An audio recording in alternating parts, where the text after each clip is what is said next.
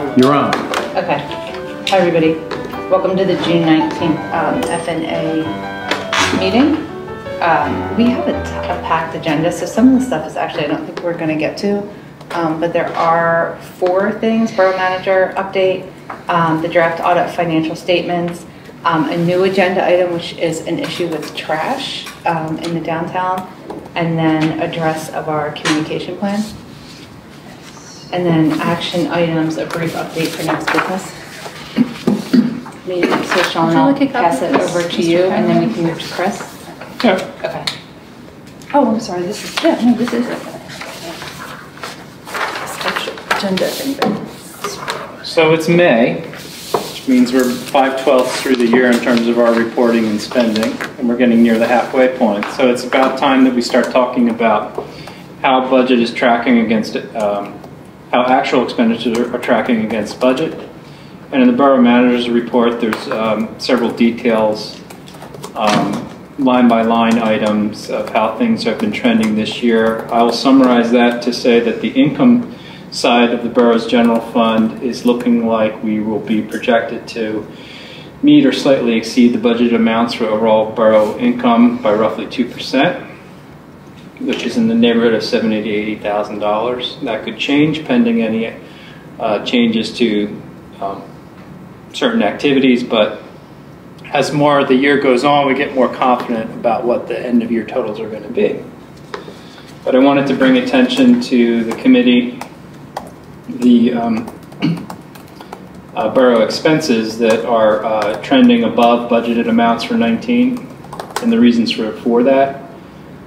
Many of them are connected to maintenance of facilities. 100 Conway and 80 Windsor, that's this building and the library building, both have experienced some significant cost overruns with HVAC and fire detection system repairs.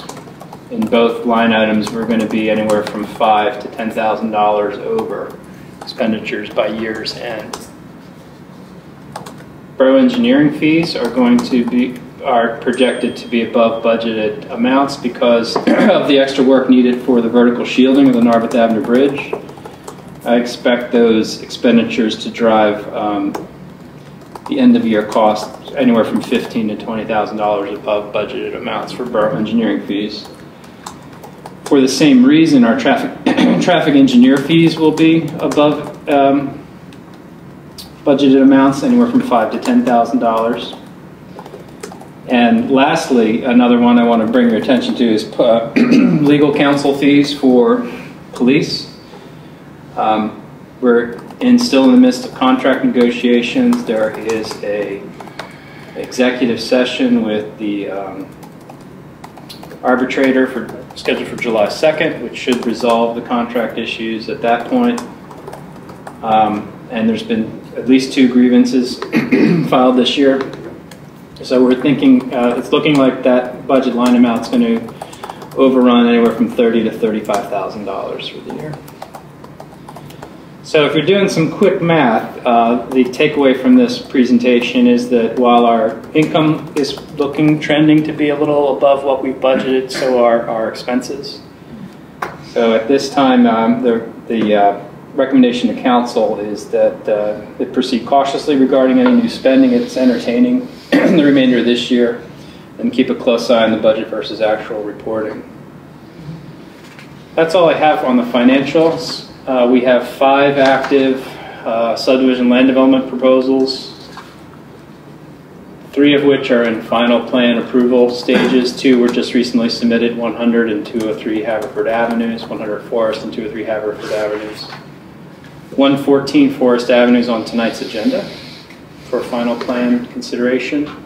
And a major land development was proposed at 650 Montgomery Avenue, a tentative sketch plan. We'll be hearing a presentation on that tonight, and that'll be heard at the Planning Commission Monday, July 1st. And we also have a minor subdivision submitted for 308 Chestnut Avenue, dividing a single lot into 2 lots.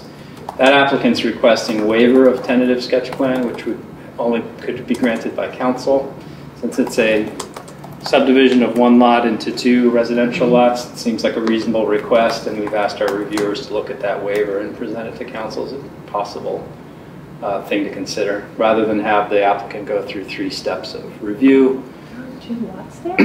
There's 1 lot. I mean, no, I mean, I can't imagine how you could get to it. Anyway, I'm just, Is that over Narberth? The 300 block, is that towards Wynwood or over Narberth?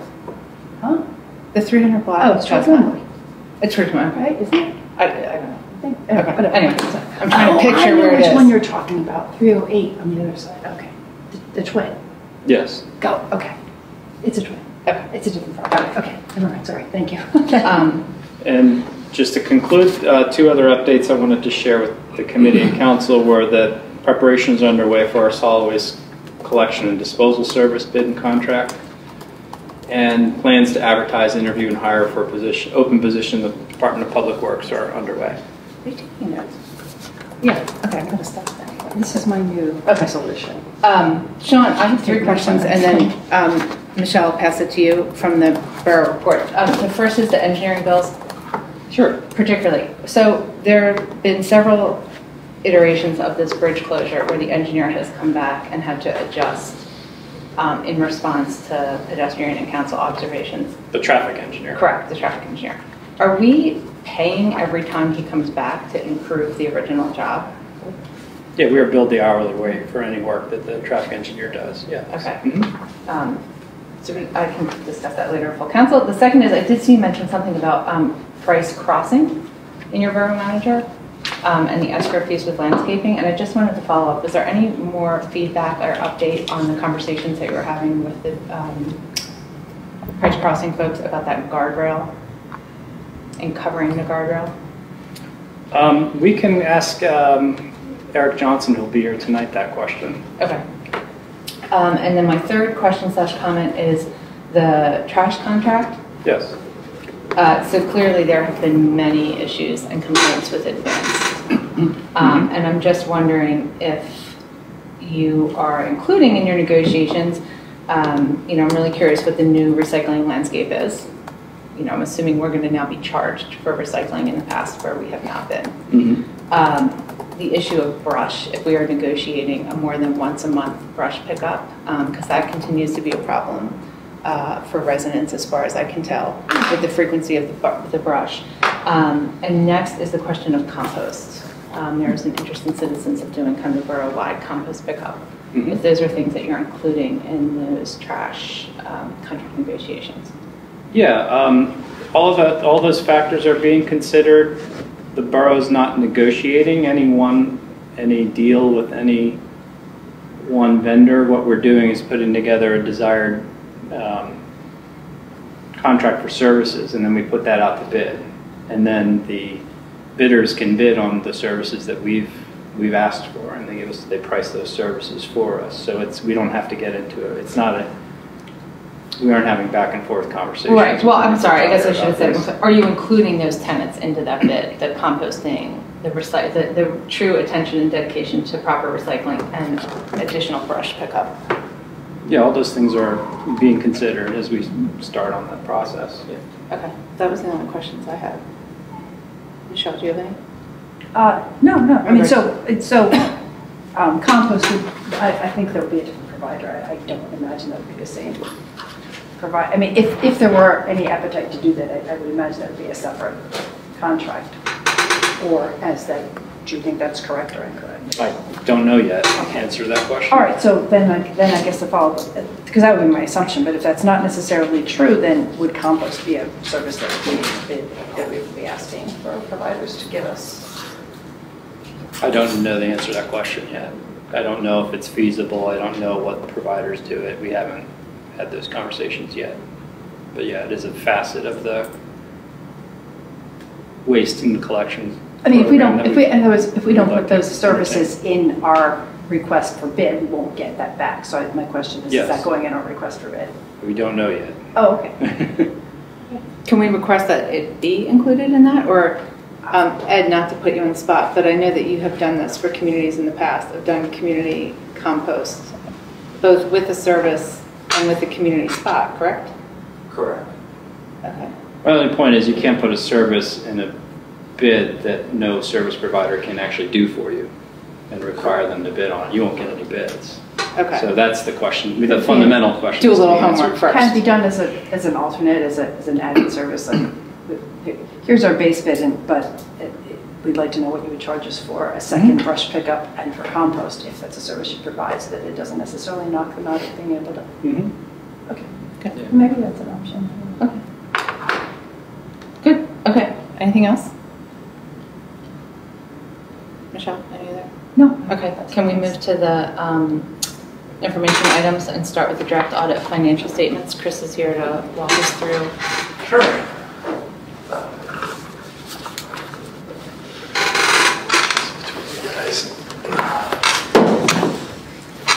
And everybody has a copy of the draft. I was circulated as a PDF. I have a paper copy. All right, well, I'll try to go through it in order. My name is Chris Herb. I'm a partner with Maley LLP. We are the appointed independent auditors for the 2018 year. And we will be tonight discussing the initial preliminary rough draft of the 18 financials. So there's still some pieces missing, like the MD&A. We're still sort of looking through it. I know you might have some wording revisions. We're still looking at it on our end, but we're comfortable enough with these numbers and the footnotes to bring them to you tonight. So to start with the draft, it's got page 3 at the bottom. This is the independent auditor's report. This financial statement is the borough's document. It is derived from your records, your reports. We kind of put it into this, financial statement, but it really is the borough's information. This independent auditor's report is really the only thing in here that we consider ours. This is Maley's report on this financial statement. It is a clean or unmodified opinion. What that means is that the statements are in accordance with GAAP, generally accepted accounting principles. You're in compliance with all GASB pronouncements. Those are government accounting standards board pronouncements. There was no scope limitations. Everything we asked for as part of the audit we get, before we even arrive, we sent a very lengthy to-do list. Here's the reports. We went everything from bank recs to general ledger detail reports to backup for individual grants, actuarial reports and everything in between. Everything really we think we're going to need to put this thing together, and we get all of that in good order. The only modification, and I shouldn't even use the word modification, on page 4 at the very top, there's an emphasis of matter paragraph that we've added. This year we implemented GASB 75, Standard 75 for post-employment benefits other than pension. And I'll get into, in a couple pages, I'll get into how that really kind of affected the report. But that's not, again, that's just sort of an informational paragraph added to the report.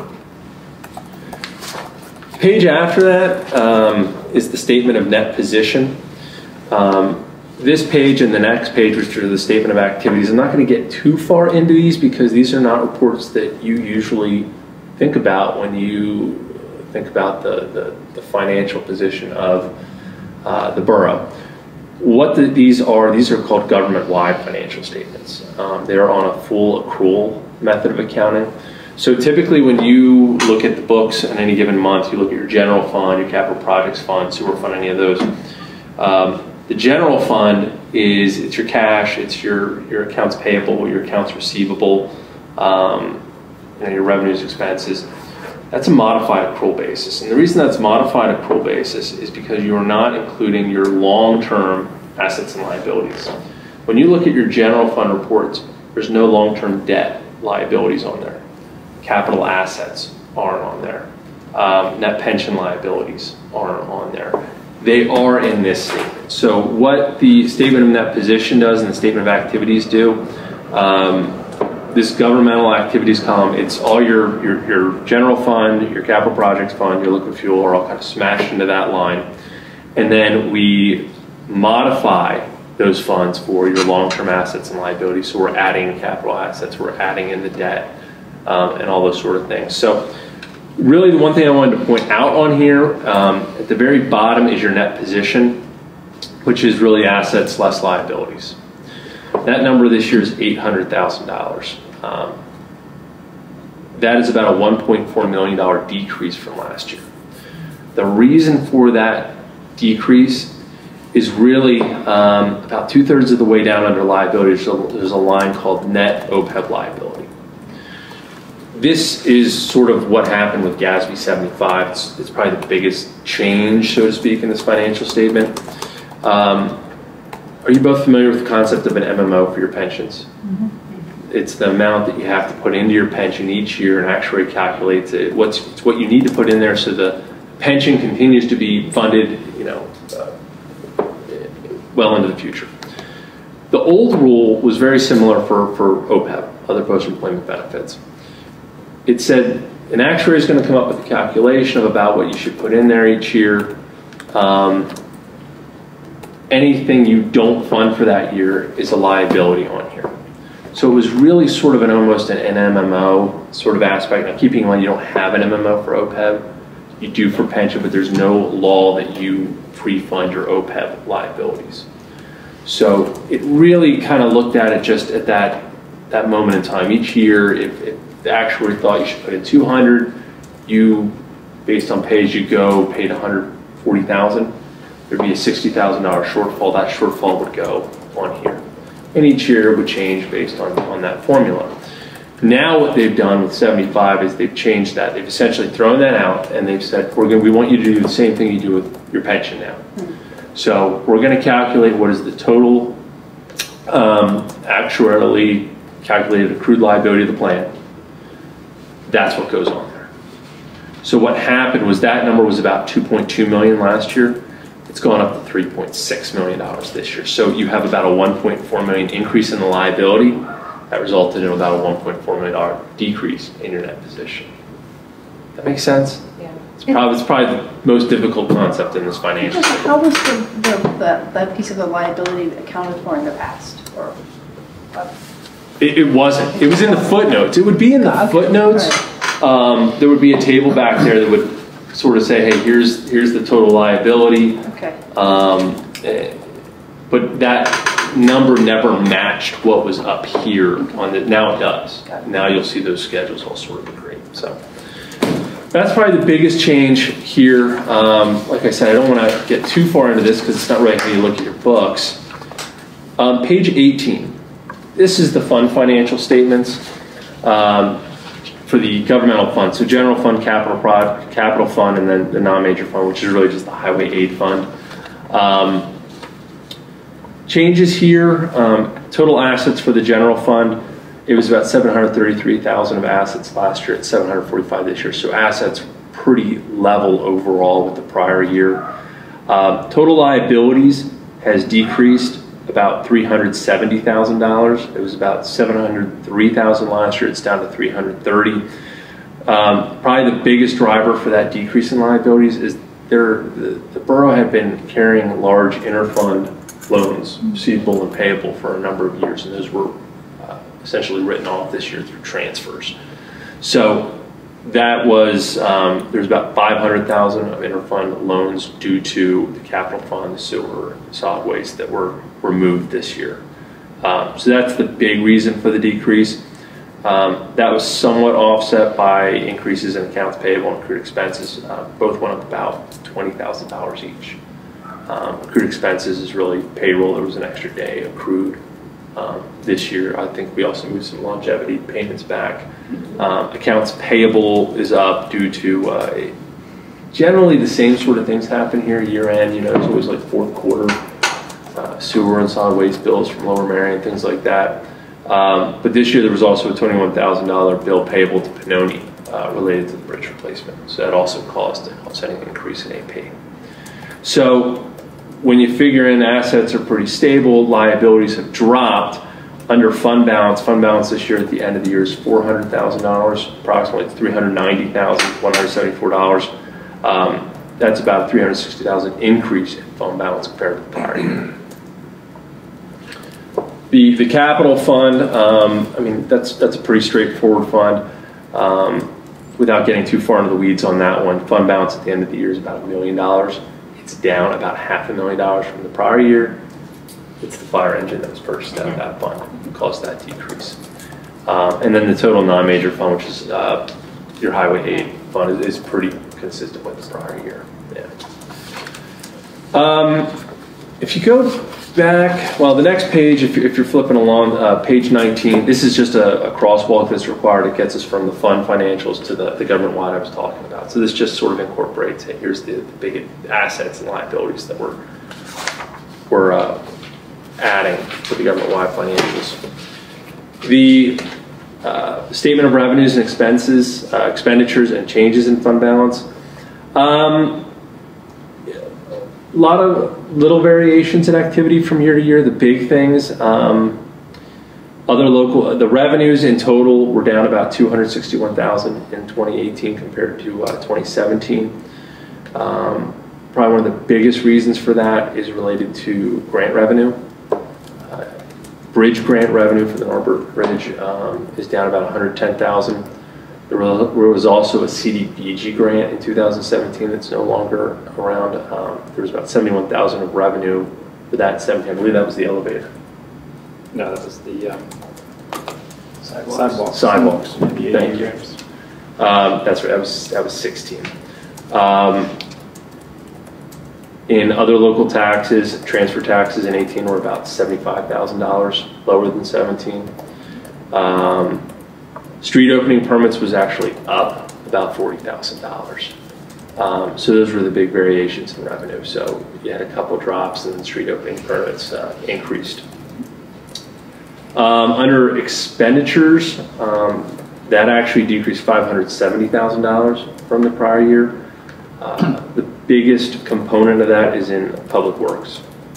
In 2017, there was about $380,000 more that was spent in road repaving and ADA intersection retrofits. So a lot less work on roads, and the ADA work brought the revenue down. So the next line, which is excess of revenues over expenditures, that's $23,000. So that is sort of the operating income of the general fund for the year is $23,000. So the revenues and expenses washed out pretty evenly. Below that are transfers. There's a large transfer in, and that's ultimately really what drove the increase in fund balance. And the reason for that transfer in, that's the other side of that, due to other funds being written off. Okay, so that's sort of the snapshot of what happened in your general fund this year. The capital fund we talked about, the big thing there was the fire engine. So at the end of the year, fund balance for your three governmental funds in total at the beginning of the year was about $1,668,000. It's decreased about $150,000 from the prior year.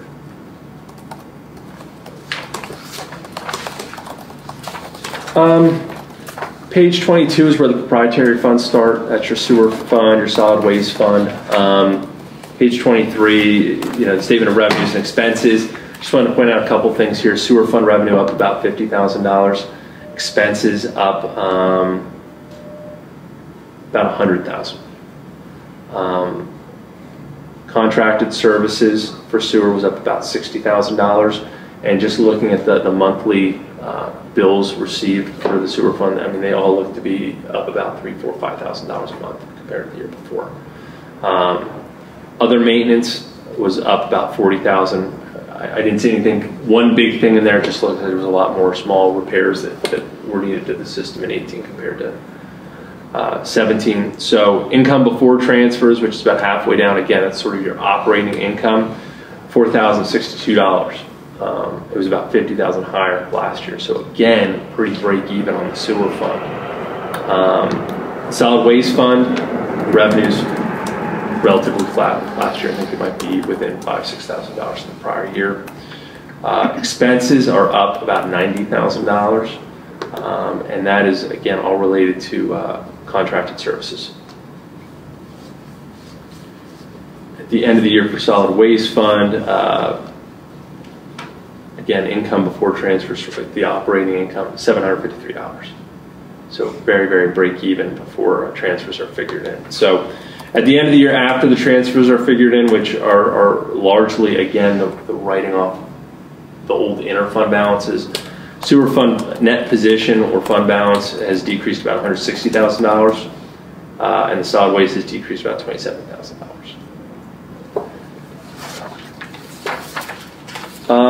Page 26 at the bottom, this is the fiduciary fund, this is your police trust fund. Was actually pretty happy to look at this fund for 18. The reason being you didn't yet, your net position actually increased a little bit in this fund, which I think you're the first municipality that I saw this happen for in 2018. If you look at page 27, which is the sort of the income statement for the police pension trust fund, what's happened to every municipality at the end of 18, under investment earnings, there's a net depreciation in the fair value of investments. So there was a loss in investment value of about $117,000. The market took a nosedive at the across the board. Every municipality, huge losses. Now, the bright side is I haven't talked to anyone yet who hasn't said they haven't recovered.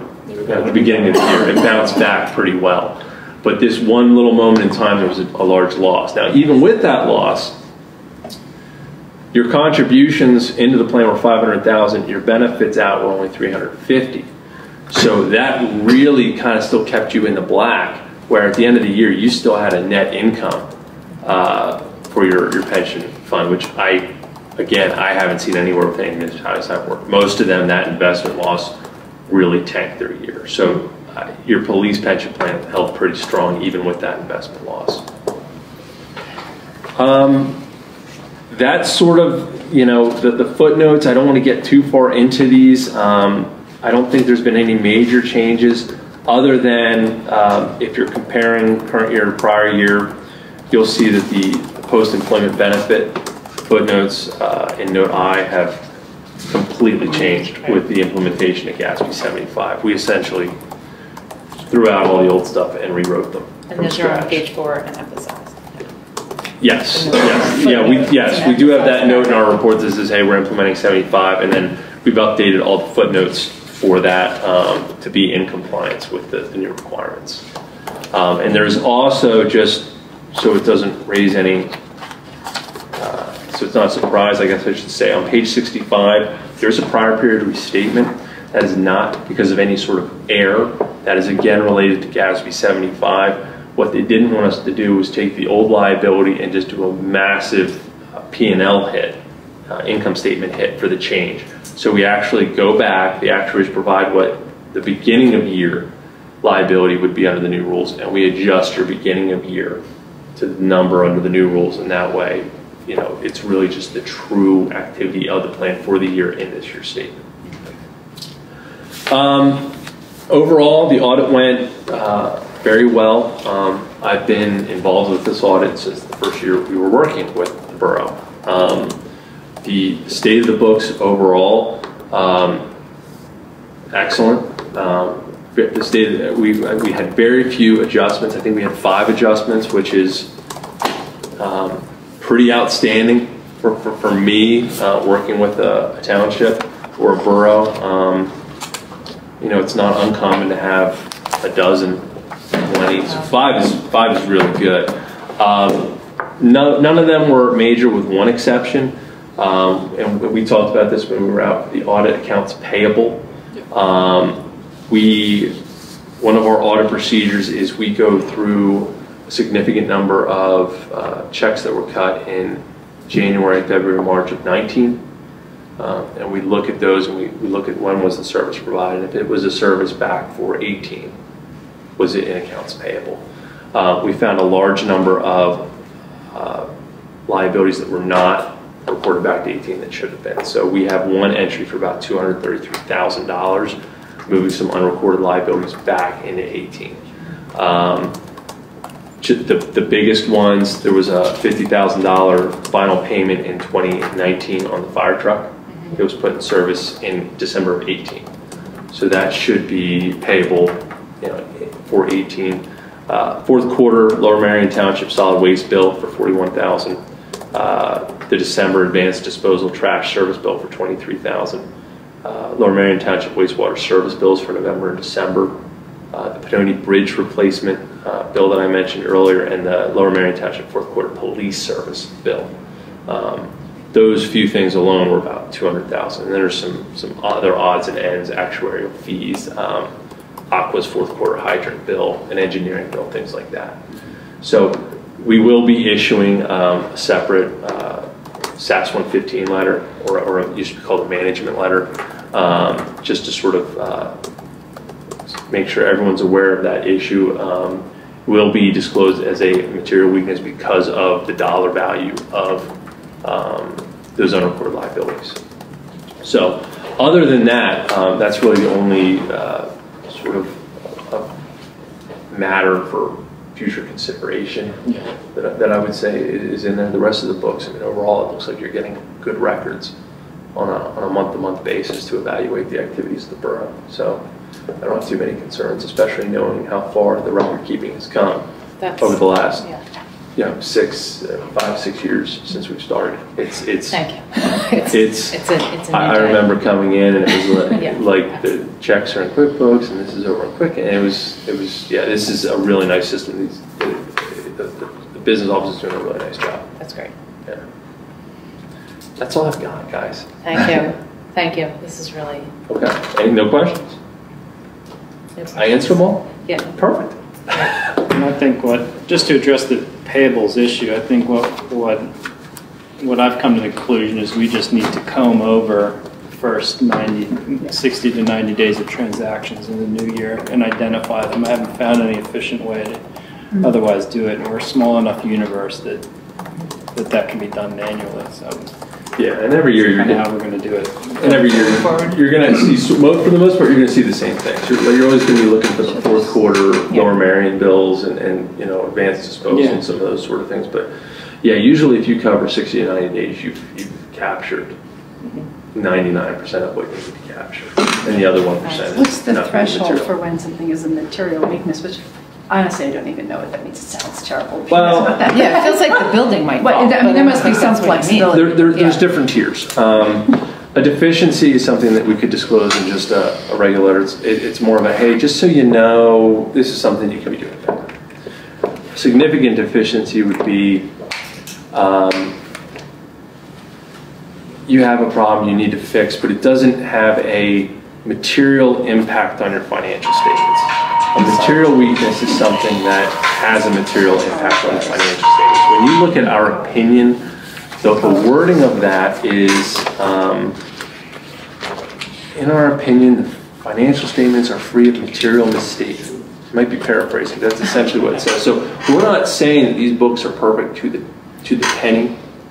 We're saying they're free of material misstatements. So they're reasonable for a user to look at and read and get a valid picture of the borough's financial position.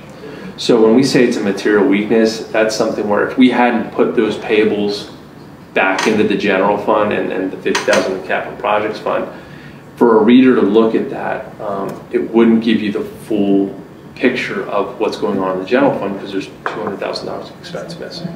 So that's sort of the levels. And what is material? It depends. It depends on levels of revenue. There actually is a industry standard calculator to determine what that is for different opinion units. Thank you.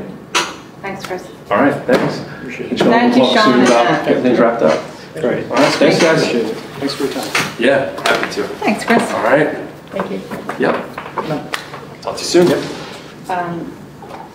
So I'm going to recommend that actually we have a change in the agenda and we move to an issue that Aaron brought to F&E's attention just yesterday, which is trash, business trash. I'm going to call upon Ed Harmon for this. So it has come to my attention as of yesterday, really, that there is a huge issue with trash behind the businesses on Haverford Avenue. And this is an F&A for a couple of reasons. Hold on here. So This is the borough-owned property behind Southside Haverford Avenue. Okay, and I'm just going to give a little background context. I'm going to ask Ed to hop in, and then for us to understand why this is in F&A. So, the borough, and Sean, hop in if I'm misrepresenting or Ed anything at any point. The borough pays for 2 trash pickups a week for the commercial trash behind Haverford Avenue. Now, this is unique to the downtown business district.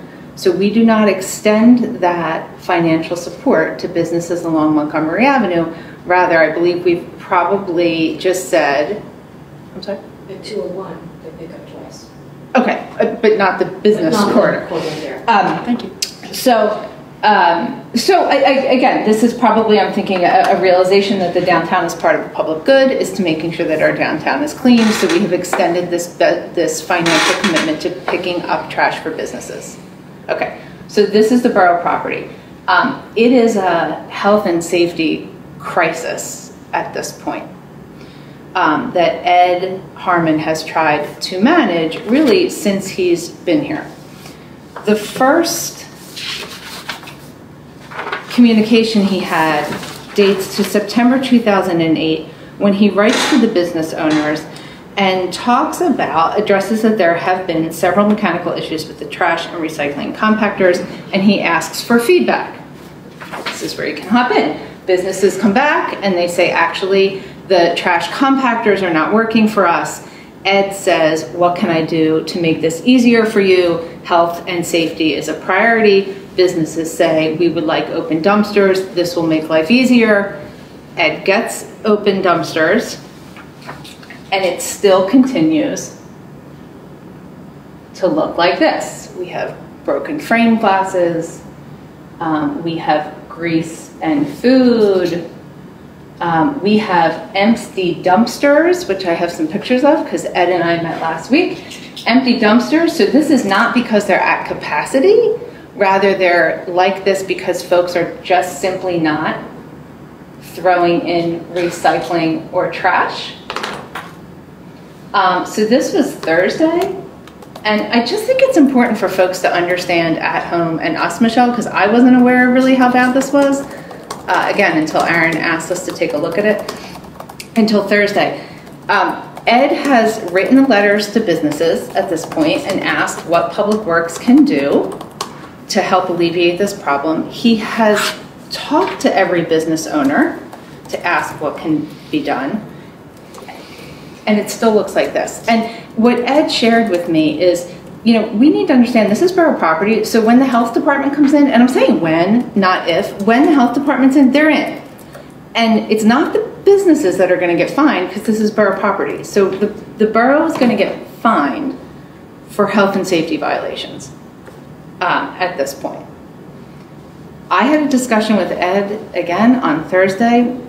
The trash is identifiable, and I don't think it's worth it right now to call out the individual businesses that are in pure violation. That's not appropriate. However, I fully support that we code enforce.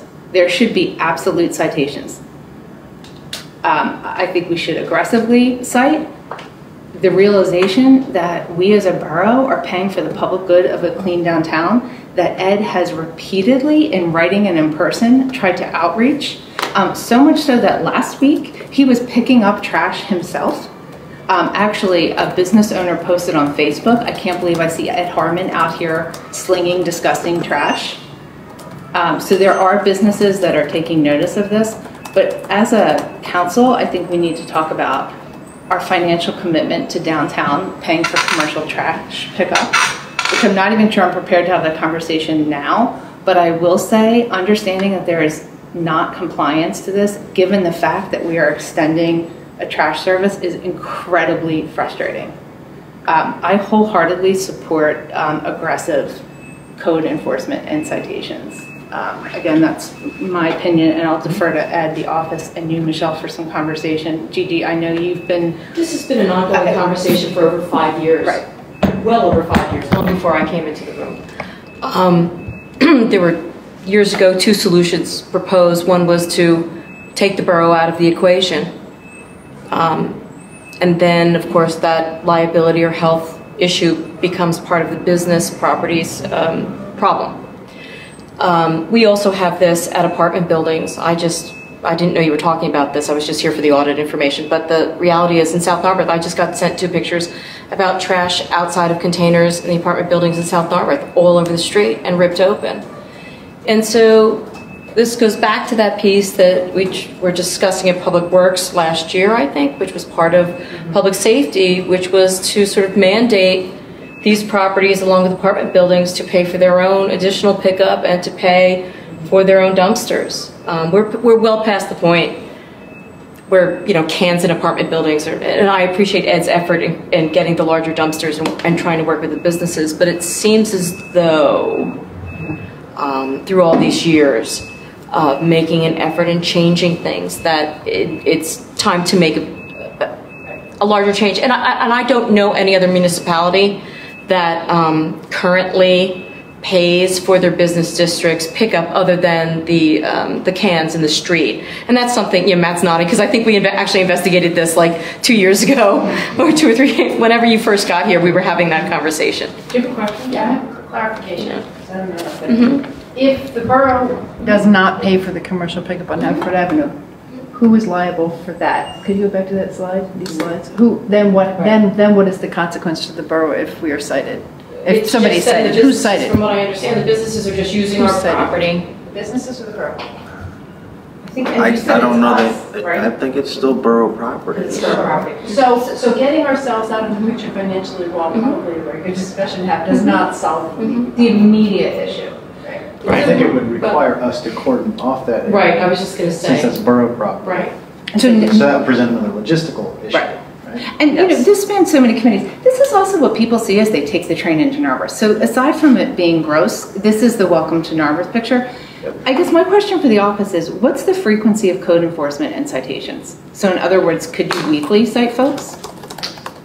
That would be a question for Kevin. I don't know what the statute would be. You know, do we want to write a final letter to say that we will be using code enforcement and citing for trash, and in 30 days we will review this? I think we're beyond that. Yeah. I think Kevin is, He's ready. he's writing letters this week with a daily penalty. Okay, so it's a daily. When I say review, I meant review of the arrangement we have where we're paying for trash pickup. What is the penalty? What is the section number which we're enforcing? What is the penalty? I don't know. You would have to ask Kevin. Okay. Can we get that Yeah, he'll be in information? tomorrow morning. And maybe, Ed, do you know? What's the fine? I don't know what he's citing. I don't know what the fine is, but it's a daily fine. Because you can identify, we should be clear, you can identify whose trash this is. Well, and that was the question that we were talking about, is how aggressive do you want to be? Do you want to like go and identify trash and cite those folks or businesses, or do you just want to blanket citation the entire business district? How aggressive is aggressive? It depends if the second is enforceable or not. It's certainly administratively, it's simpler, but if it's not enforceable, it's not worth doing. Well, and I also am opposed If you to, haven't identified the trash, I don't know. you know, there's a Kevin handful of question. culprits. So we're gonna, you know, when I say aggressive, I should say aggressive to the culprits. It seems unfair to cite the businesses that are being good stewards of the community if we can identify his trash. This is, which again, I mean, some of it is really clear of whose trash it is because of the waste that's coming from unique businesses. Again, I don't think it's worth public shaming at this point. I think it goes back though to the idea that once we started the stricter enforcement of the cans and finding out who was using the public cans, it's a very similar idea. So I think, although I don't like to say it, but identification is part of the process. Absolutely. And, you know, another reason why I think this squarely falls in F&A is that, you know, we pay Ed Harmon to be an executive in this borough and not someone that should weekly be cleaning up business trash. It's not a good use of his time or borough finances, for that matter. Also a question about code enforcement. I know we use, Kevin as our code enforcer. Is he the only person who's legally sort of authorized to do code enforcement? Yes. Okay. So can it be Ed taking a picture and time stamping? It has to be real time. Kevin has to come out, see the trash. I see John shaking. John, can you? Who's authorized to enforce? Ultimately, the enforcement notice would come from Kevin, but he can base that upon reports, or evidence, as long as it's something that if he needed to, he'd be able to support proceeding. And that's how we deal with general code enforcement issues. We have that form people fill out, they can attach pictures to it. We get that information documented and then forward it to Kevin, and Kevin takes it and acts on it from that point on. So what do you think about giving this 30 days or whatever you recommend of enforcement, and then we put this on the agenda at the next F&A meeting for another conversation about how appropriate it is for F&A to continue to support trash after a month of code enforcement to see if there's any change in behavior? We should have a discussion about the economics of the borough. Yeah. Doing commercial trash collection. I think that we should have that.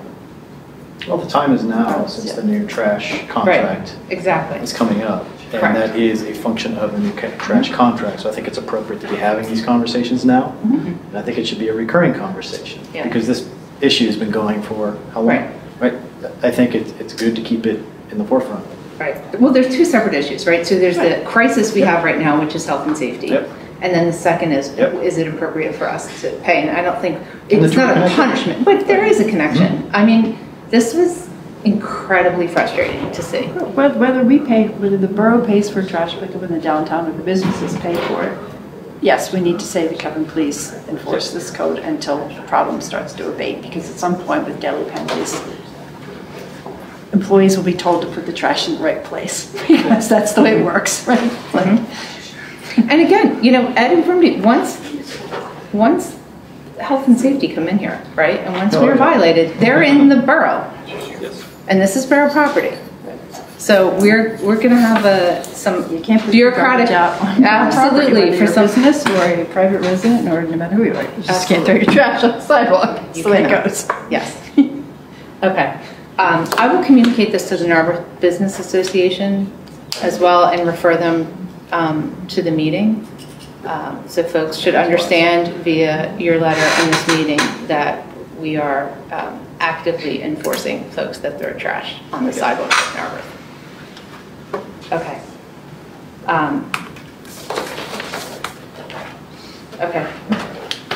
So next on our agenda then. Barely 10 minutes. Is there anything here on the agenda? I know. We have to get to before our meeting. Marching through. Do you have any feedback for me on my capital improvement plan or program or budget or questions? So one question I had, which is, it seemed to be, this is like the Bermuda Triangle of Narberth, is the tennis courts. Is that, again, there is no plan for the tennis courts. And I hope that this question will tie into another agenda item that we're not going to get to, which is the facility use policies and agreements. But having absolutely no clear understanding of who's responsible for the tennis courts, you know, I would love for us to see creatively, what can we do to address the tennis courts? Maybe it's removing them and putting green space down until we come up with a better idea. But is there some money that we can address this at some point in 2021, right? 2021. So that was my question. It's just that there's nothing, again, for the tennis courts. And I hope that we can talk about that as an office and council. Okay, we can talk about that. Not now, because we have 5 minutes left, but. Yeah, no, that's, anything else that's on here that you think we need to get to? Critically, no. Critically? Questions about our action items for this evening? No. I think we're fine. Yeah.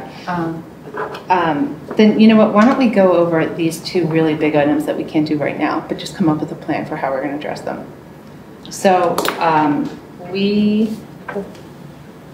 did you have something, Michelle? Okay, so we've been charged with tackling F&A, the communication plan, which is one of our priorities for 1920. Per the kind of process that we all agreed upon in the beginning of the year, we are moving down the continuum. F&A got together, staff got together. We have a matrix where, thank you, Michelle Carroll, who incorporated all of the ideas, created that matrix. And I kind of see us now as we're coming back to committee and we're going to finalize a recommendation that we could then bring to council. We're not going to have time to do that, but I did just reference kind of for me, for the way I think, kind of a process on how do you come up with establishing a communication plan. We have a solid step 4 of creating a tactical outreach, but I do think it would be helpful for us to really, probably what we should have started with was establishing the goals, defining the key audiences. We have that really great tactical outreach plan that Michelle created, and then coming up with a timeline. Rob McGreevy could not be here tonight, but he did send some missing pieces and questions where, again, he wanted to see us address customer service and citizen response time and interaction, as well as a clear timeline on the execution of the plan, as well as expectations of, when you call or when you email a borough employee or staff. So I think that we should dedicate maybe a 2-hour meeting to this summer, if you and Rob in the office are available, because I just don't see us doing this thoughtfully in an hour before a meeting, which ties into the second agenda item, which is the facility use policy and agreement. Barbara Fort and I tried to tackle this. Michelle, you tried to tackle this in property committee. That's Freudian. What is that? You called her Barbara Fortnite. I did? Fortner, sorry. Although Fortnite's kind of badass. I like that. Okay, yeah, okay. Well, Barbara's kind of badass, so we'll go with that. And your role is applying. So, yeah, seriously, right? So Michelle, Rob, and I did discuss taking a chunk of time this summer, just because Rob and I, our schedules are a little bit more flexible during the summer, and really looking into our MOUs for all users and all borough property. I think this was underscored, at least for me, with this baseball netting and not having a clear idea of who uses our fields outside of Narberth or even Lower Merion, and do they pay, how do they contribute? There were more questions than there were answers, and I just think now is, again, the time to really put this stuff on paper, whether it's east-west wing of the library, whether it's this space with New Horizons or rentals, whether it's our parks, of having some clear MOUs for folks. And we are going to find a time, which we're not going to be able to do that now, but connect dates where... Was this also involving the agreement with the business association? Yeah. Is that on this agenda or different? So that is actually kind of in part with a broader MOU use. So it would just be formalizing these relationships with place. Relationships is a better way to put this. Okay. Place and space. So whether that be the parks or the MBA. We had also talked about too this idea of, I don't even understand, I would love to invite somebody from the NAA to come in. I met with Alyssa from New Horizons to just get a sense of how stakeholders are using this space. I think that would be important for us when we kind of begin to think to MOUs and then toss that to John to really formalize expectations of these partnerships.